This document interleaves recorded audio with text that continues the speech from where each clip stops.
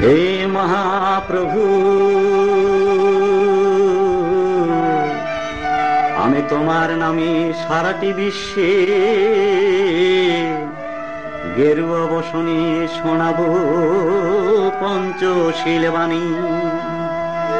তোমার সংকীর্তনে আনন্দের ফলঘোধারা হবে প্রবাহিত।